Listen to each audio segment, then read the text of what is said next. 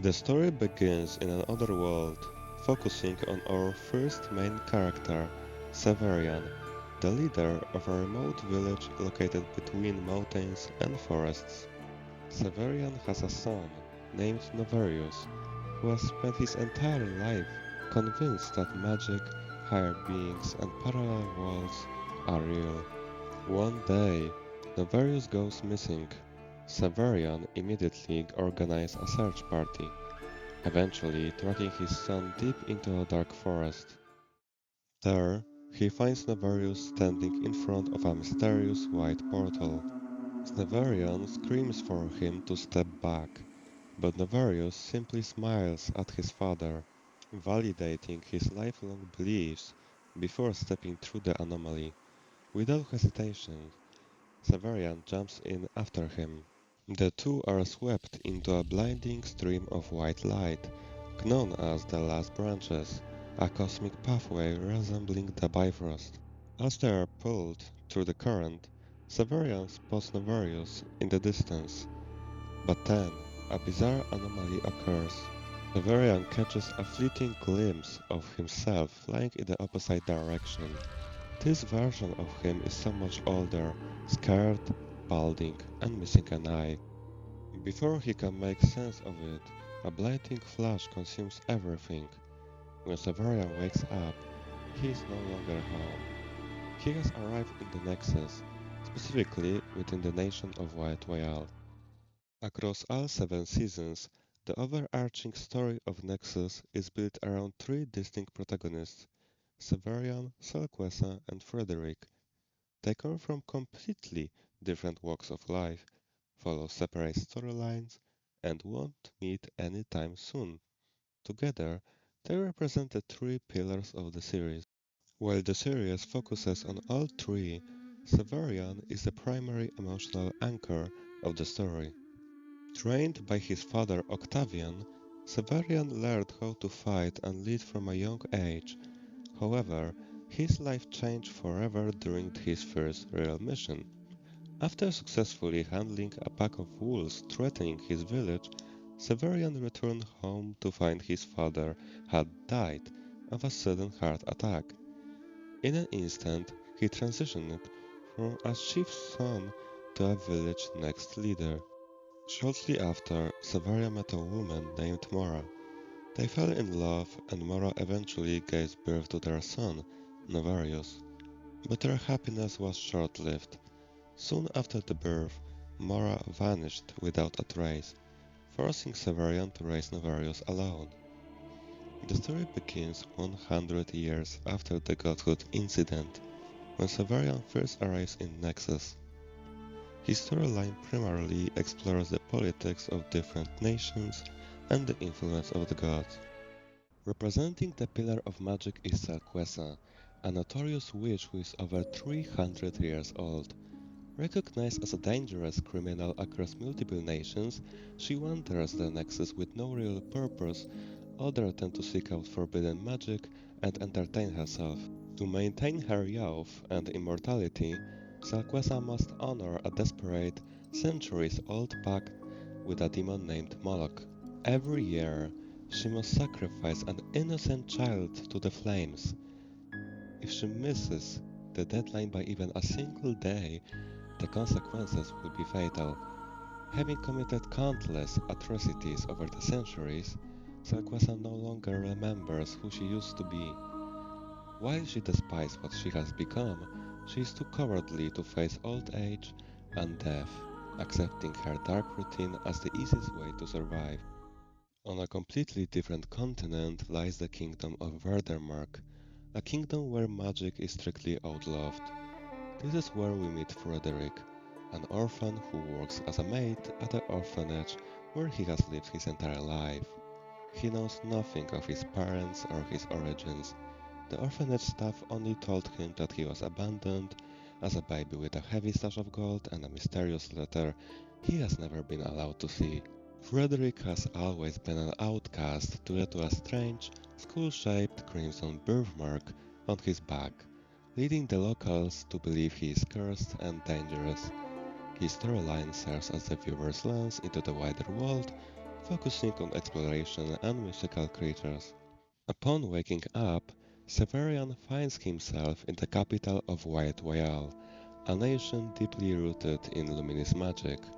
For the first time he is forced to navigate the completely unfamiliar world of Nexus. While wandering the streets, he crosses paths with Cassian and Lucian, twin travelers who have also just arrived in the capital.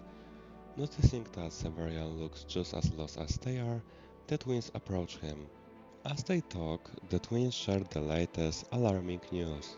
A dangerous warlock named Mallory has just escaped from prison. They warn Severian that Mallory is incredibly volatile, having been locked away ever since the Godhood incident, an event that occurred exactly 100 years ago. Realizing that Severian has absolutely no idea what they are talking about, the twins break down the history of the catastrophic event. To understand the Godhood incident, you have to understand the gods. Gods are immortal, higher beings. They cannot be killed by mortals. The only things capable of destroying a god are other gods or entities of an even higher caliber. In reality, a god's true form is nothing more than a core, a heart forged from omniversal power and the specific element or magic they represent. They have absolute manipulation over this element. Gods are genderless, but they can project any physical appearance or gender they can choose using luminous magic, the magic of light. This light form acts as a physical illusion, allowing them to take any shape they desire, though they always emit a distinct fluorescent glow in the dark. Killing a god is nearly impossible, but when their core is destroyed, they don't truly disappear. Instead, they transform into an indestructible tree made entirely of their own magic, which permanently seals their soul inside. In a way, you can think of the gods not as flesh and blood, but as cosmic seeds. To understand the history of Nexus, you have to understand the Godhood incident. This catastrophic event was so massive that it literally rewrote the calendar. Just like our world splits time by before the Command Era and Command Era, time in Nexus is split into before the Godhood incident and years after the Godhood incident. And as a reminder, Season 1 takes place exactly 100 years after this disaster. But what is the Godhood? The Godhood is a secret underground sanctuary. No one knows where it or its gates are located. It serves as the home of the gods, a hub to monitor the events of Nexus, and a place where the gods used to welcome the strongest mortals to maintain peaceful relations. At the center of it all was Calvestor, the god of wind, known to close friends as Sylar. He was the first Ancient One, which is a title and system he created after a previous catastrophe. Though he wasn't the strongest deity, the other gods chose him to lead because of his wisdom. He established the Celestis Consort, which is the Council of the Gods, and created an Atherisks, an elite group of powerful, nationless gods who handled international affairs.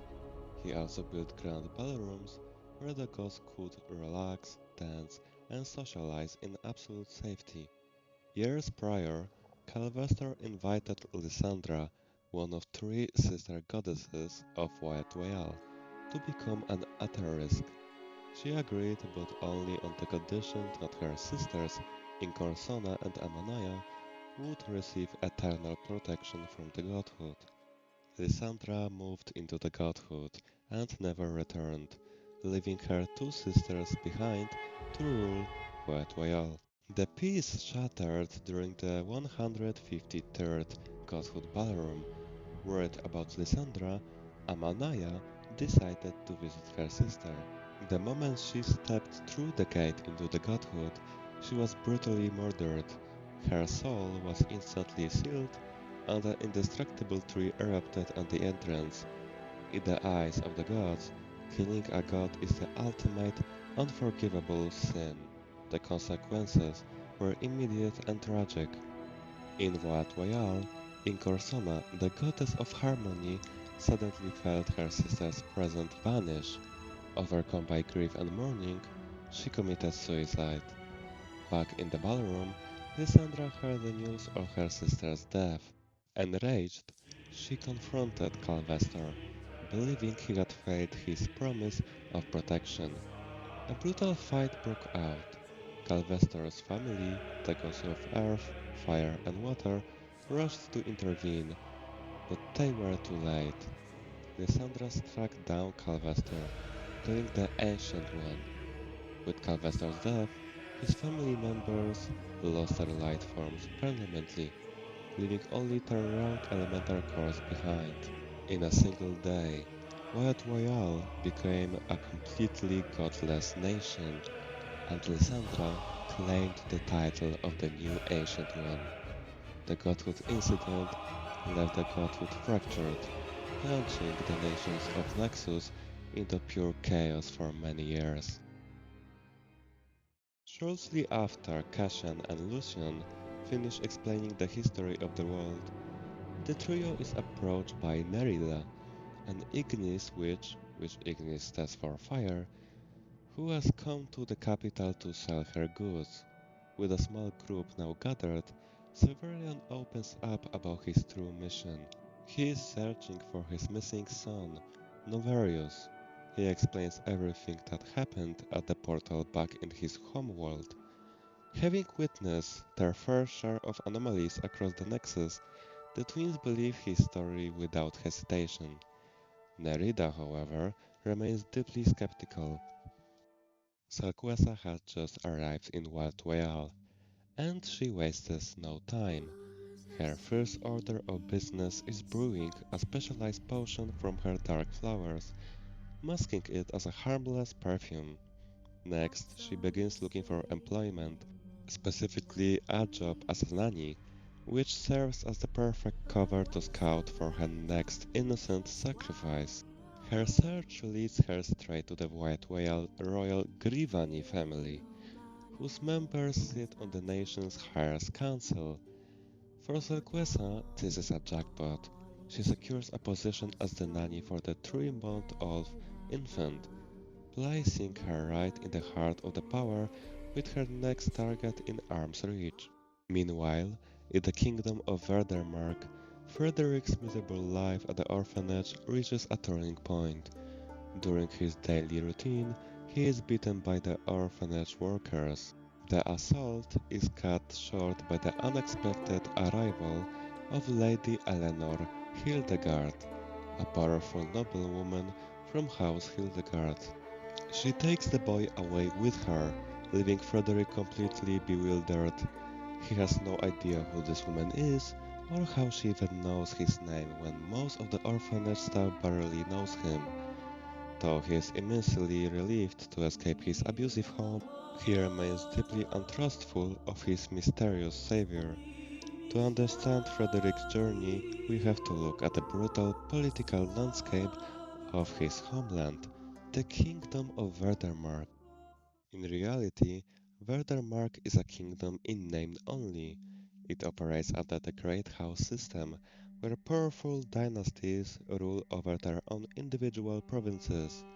Each province functions as a semi-independent state, completely isolated by its own distinct culture, economy, and laws. It wasn't always this way. For a long time after the Godwood incident, Verdenmark was held together by a central monarchy. However, when the very last king of the Verdenmark bloodline died, without leaving an heir, the entire realm collapsed into corruption. With the throne left vacant, a massive power vacuum opened up. For years, the great houses have been locked in a relentless, bloody civil war, with each dynasty fighting desperately to claim the crown. As the conflict drags on, the situation grows more dangerous by the day. Taxes are skyrocketing, food supplies are dwindling every single month, and the war is driving the entire continent toward absolute ruin. Through Severian's journey, we learn about the Order of the Luminous Vow, an elite organization of witches and sorcerers dedicated to protecting Violet Royale. A century ago, before the Godwood incident, Mallory was a respected member of the Order. However, when the nation's gods were wiped out, Mallory refused to accept a godless Violet Royale. Driven by the belief that the nation needed a deity of luminous magic to survive, he decided he would simply ascend and become a god himself, totally unaware of the true cosmic nature of how gods are actually made. Viewing his ambition as madness, the Order locked him away, but as we know, Mallory has just escaped. While Severian is navigating the magic-filled streets of the capital, hunting for any shred of information about his missing son, Mallory is working in the shadows. He forms his own fanatic coven dedicated to his ascension, known as the Downbound Covenant. Mallory quickly recruits the most powerful witches and warlocks to his cause, but he isn't the only one playing games. After securing her job as the royal nanny, Sarquessa uses her mind-controlling perfume on one of Mallory's new followers. Compelled by the potion, the puppet leads Sarquessa straight to Mallory's secret headquarters. Instead of attacking, she offers him a deal, proposing to join the Downbound Covenant and offering her immense power to help him achieve godhood. Meanwhile, back in the kingdom of Verdermark, Frederick finds himself inside a carriage with Lady Hildegard. As they travel, she explains the harsh realities of the fractured kingdom. Looking out of the window, Frederick witnesses the chaos firsthand. Riots flooding the streets, starving citizens fighting over scraps of food, and the wealthy watching from their balconies, preparing to flee to more peaceful towns. Lady Hildegard breaks down the geography of the war-torn realm. The abusive orphanage Frederick escaped from sits within the territory of House Draevik. Right now they are heading straight to the heart of her own domain, House Hildegard. She explains that the kingdom was designed so that each great house provided a vital resource to keep the system running. House Hildegard's role is food production, controlling vast farmlands and livestock fields. However, their entire infrastructure is on the brink of collapse. A combination of a severe labor shortage and weeks of terrible weather has decimated their supplies. Desperate citizens are now invading the farmlands, destroying future harvests just to survive the week. To make matters worse, the political tension has boiled over. House Hildegard is now in an active bloody war with House Draevik.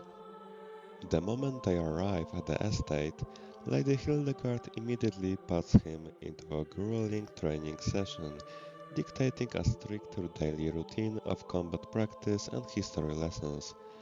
During his very first fighting lesson, Frederick meets a girl his own age named Irenis. Taking pity on the overwhelmed newcomer, Irenis offered to help him navigate the strict rules of the house, showing him around the estate and leading him to his new quarters. Back in Violet Royale, the Daubao Covenant prepares its grand plan. They flood the streets, aggressively recruiting citizens to join Mallory's cause and plunging the capital into absolute chaos. Seeing a chance to advance her own agenda, Sarquessa tells Mallory that the Covenant can gain its greatest influence by targeting the Noble Street, the exact neighborhood where she works as a royal nanny. As the Covenant members riot, breaking into local shops and destroying property, the violence quickly catches the attention of Severian and his group, who immediately try to evacuate the area. But for Sarquessa, this chaos is going exactly to plan. It is her first day on the job taking care of the royal infant. By stepping up to protect the family and the baby from the very danger she helped coordinate, she easily secures the absolute trust of the royal family. Outside, the situation turns catastrophic. Terrified citizens flee for their lives. while others willingly joined the Covenant ranks, leaving the streets engulfed in flames. Seeing the devastation, Severian and his group stop to help the injured and fight off the rioting cultists. However, their heroism backfires. When the guards arrive, they see Severian's group locked in combat and mistake them for Mallory's fanatical followers. Outnumbered and branded as traitors to the state, the group is forced to flee. They hijack the first carriage they can find, escaping the capital and heading straight toward the outer region of Valetoyal, the Incorlands. One night, Frederick is woken by strange noises coming from the estate garden. He looks out his window and witnesses a shocking sight. Lady Hildegard is secretly meeting with a woman who is openly performing magic. For Frederick, this is completely mind-bending. In a kingdom where magic is strictly outlawed, his automatic instinct is that Lady Hildegard is in mortal danger. In panic, he sprints to the front door to intervene. Just as he arrives, Lady Hildegard and the mysterious guest step inside. Frederick yells a frantic warning, shouting that the woman is a witch and cannot be trusted. To his surprise, Lady Hildegard quickly pulls him into his room to calm him down. She introduces this woman as Oriane and tells him that witches are not evil. She explains that the total ban on magic was simply a cruel, outdated rule made by the kingdom's past rulers and warns Frederick not to judge people based on kingdom's propaganda. Then, Lady Hildegard admits that she knows exactly who his parents are and she knows the truth behind the crimson skull mark on his back. Though she insists it isn't time for him to know the full story yet, Frederick learns that Lady Hildegard is actually running a secret underground railroad. She uses her high authority to harbor local witches and help them escape the kingdom of Verdermark safely, sending them to lands where magic is free, and she explains the dark history of their homeland. Decades ago, when the first king established Verdermark, the people feared magic simply because they couldn't learn or control it. That fear hardened into law, turning magic into a forbidden sin. For Frederick, who has spent his entire life being brainwashed to believe that magic is pure evil, this revelation completely flips his understanding of the world upside down. Severian and his group arrive in the Incorlands, a region of mystical forest overflowing with magic and harmony. The group wanders the woods looking for locals, entirely unaware of their next move. Severian notices a crow following them, triggering a strange sense of deja vu, as he has spotted this exact bird ever since he arrived in Nexus, a presence that will haunt him for the rest of the season. Suddenly, a small creature appears, guiding them through the dense trees. As they follow it, they catch a terrifying glimpse of darkly dressed warriors riding horses made of pure fire in the distance. Purifying to safety, the creature leads them to a massive, witch-like manor. Out steps a witch who introduces herself calmly as Adinel Somnara, or Adina. She welcomes them to the domain of the Pale Thorn Circle. Merida instantly recognized the name. This is the most powerful coven in all of White Royale. Adina requests a private audience with Severian, leaving his friends outside. Inside, the atmosphere is heavy. Four other witches stand waiting. Regina, Angelivra, Elarenif, and Ernestfiel, a man Severian recognized from Mallory's rotting crowds in the capital. The witches quickly tense this tension, revealing a massive counter-operation. Ernestfiel isn't a traitor, he is double agent infiltrating the Double Covenant to feed information back to the Circle. Adina explains the political deadlock. Decades ago, the Pale Circle signed a magical non-aggression pact with the Order of the Luminous Vow. Because Mallory was part of the Order when the pact was sealed, The other witches are magically forbidden from attacking him. However, because Anastiel is a brand new member of the Circle, he is completely exempt from the pact, and Mallory remains entirely unaware of his true allegiance. When a stunned Severian asks how they know his name, Elerinith reveals she possesses the gift of foresight. She foresaw his arrival the moment he crossed over to Nexus, meaning the Coven already knows he is an outsider hunting for his missing son, Novarius. However, when he begs them for information on Novarius' whereabouts, they cryptically tell him that even if they knew, they are forbidden from speaking it. Just then, the final member of the Coven, a witch named Valentina, arrives to greet him. To pass the time, Adina invites Severian's friends to witness a traditional Incorlence ritual, a sanctioned Coven duel. On their way to the training grounds, Adina explains the unique laws of the region. The Incorlence are a stateless, sovereign sanctuary. No one rules it, and the volatile government holds absolutely no authority here, a rule that also applies to the neighboring Amanayatikans. It is a heaven of peace where war is banned. While dozens of lesser covens reside here, they all look up to the Patriot Circle. To hone their skills, these lesser covens participate in formal training matches. They select a single witch from the Patriot Circle to duel their entire coven. Even though the challengers always lose, they consider it a massive honor just to test their mettle against the elite. Following a dazzling demonstration, Severian asks about the terrifying warriors on burning horses they saw before. Valentina warns him that those riders are the vanguard of the Deadly Sins, an immensely dangerous faction of godlike entities whose shadow will loom large over the future of the series. Meanwhile, back in the capital, Mallory makes a shocking discovery. He has a living granddaughter named Ismeria Durnhall. When he tracks her down, Miss Maria is far from pleased. The Durnhall family line has been systematically wiped out, leaving them as the final two survivors of their bloodline, and she grew up hearing stories of Mallory's historical madness.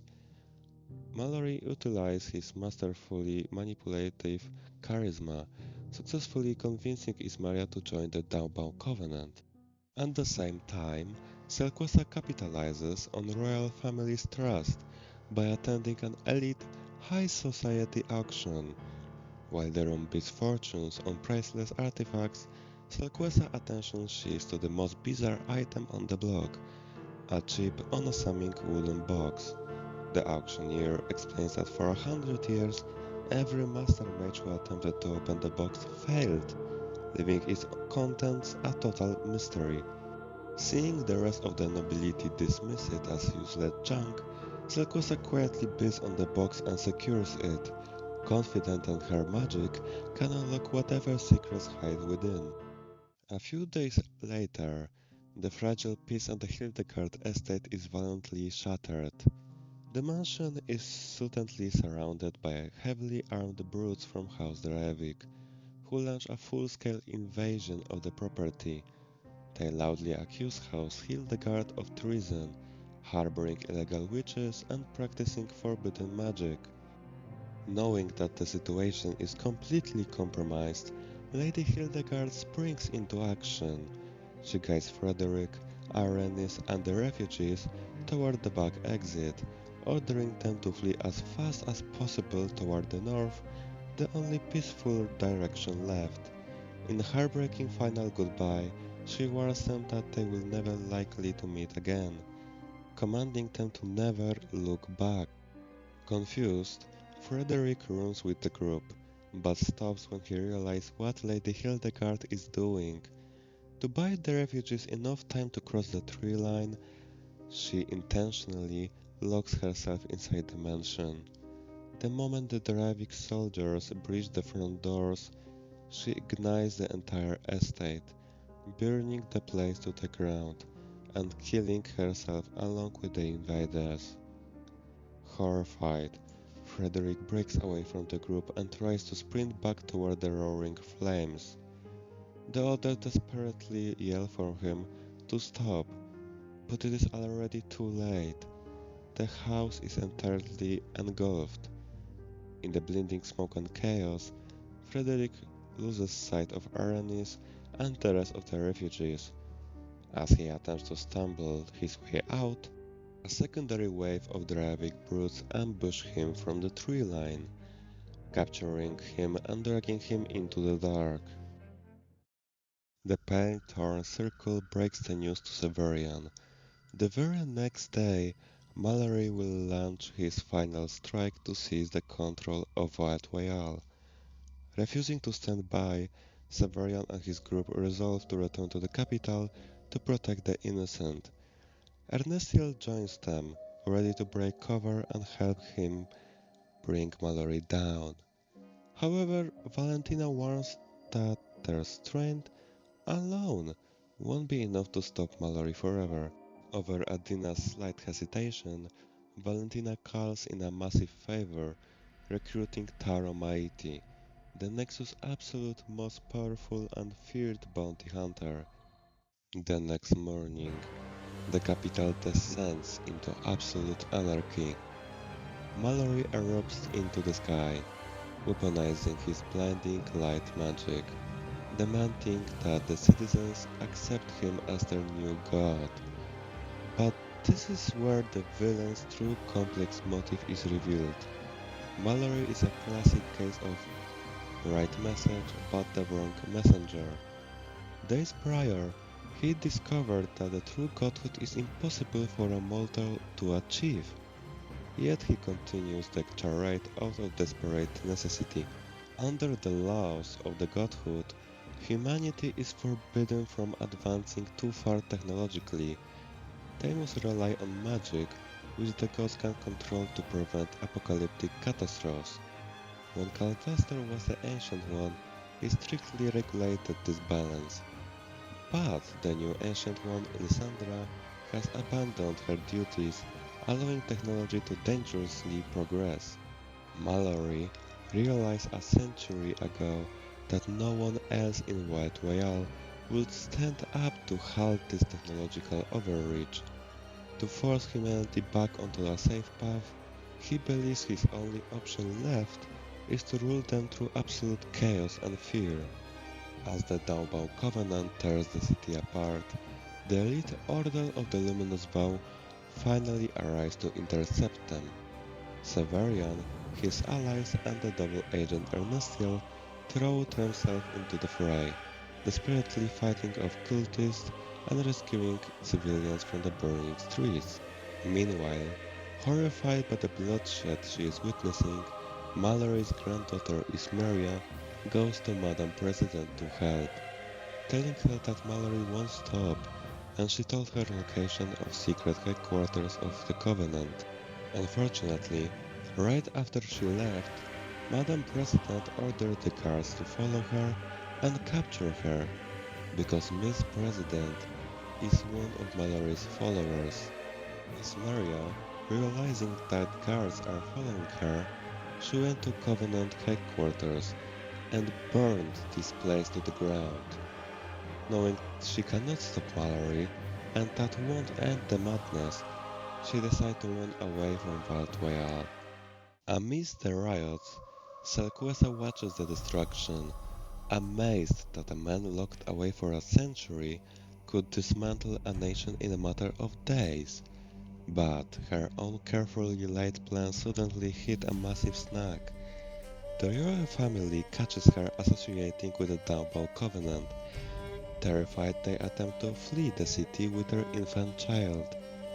Refusing to let her immortal sacrifice slip away, Selquessa pursued them, dropping her nanny disguise to reveal her true identity, the Witch of the Trill, a figure of dark legend. She ruthlessly tears the real estate apart, cornering the family. With a wave of her hand, she violently blasts the father through a window. The mother desperately clings to the baby, So Selquessa uses her dark magic to invade her mind, locking her into a helpless waking dream. Selquessa tears the crying infant from her arms. Knowing her deadline with the demon is expiring, she rushes to the nearest fireplace, lays the child inside, and begins the dark ritual. The offering is accepted. The child is sacrificed to Moloch, leaving nothing behind but a pile of ashes, securing Selquessa's youth for another year. By the end, Valatwayal is entirely engulfed in flames. Mallory proves to be far more powerful than anyone could have anticipated, pushing the forces of the Order to their absolute limit. But just as all hope seems lost, both the Order and the bounty hunter Taramati killed him. Mallory Dornhall is dead, leaving the nation of Whitewell broken, godless and forever changed. The day after the battle, Severian secures a meeting with the Madam President of Whitewell. After hearing his extraordinary story, she formally apologized for the government guards falsely branding his group as traitors. Before Severian can leave the room, the bounty hunter Taramaitis suddenly walks in. He throws Mallory's severed head onto the table, coldly warning the president to start acting like a leader instead of a traitor who enabled Mallory's cult. Ignoring the stunned political officials, Tormenti pulls Severian outside for a private conversation. He hands the traveler a mysterious letter, an official divine invitation from Tidarius, the god of neighboring nation of Aquarion. In the letter, Tidarius wrote that he knows about his son, Navarius. Severian returns to his companions and breaks the news, asking if they are willing to cross the border with him. The group is entirely on board. Cassian and Lucian admit that despite the absolute madness of the past few days, the adventure was thrilling and they refuse to stop until Severian finds his son. Nerida agrees as well, noting that her knowledge of Aquarian's lore will be vital for their survival. Meanwhile, Frederick's nightmare continues as he is transported in a locked carriage to an unknown destination. Suddenly, the journey is violently cut short. A fierce warrior clan ambushes the convoy, completely wiping out the driving brutes. The carriage doors are ripped open, revealing a towering human-lion hybrid. The beast warrior introduces himself as Leander and helps the bewildered young orphan out of his cage, offering him an unexpected chance at freedom. Back in her sanctuary, Selquosa finally sits down to open the mysterious action box. Utilizing her immense ancient magical knowledge, she easily bypasses the century-old locks, but what lies inside completely shocked her. Resting inside the chip box is a living god. Without its life form, it is a round, pulsating elemental core, a deity waiting to take shape. The season closes with Severian, Nerida and the twins traveling on horseback toward the borders of Aquarion. Along the way, they pass the edge of the mystical Ammonaiticans. Confused by the empty space, Severian asks why they don't just take a shortcut through the territory. Smirking, Kashan tells him he's welcome to try. Severian rides forward, only for invisible barrier to push him back.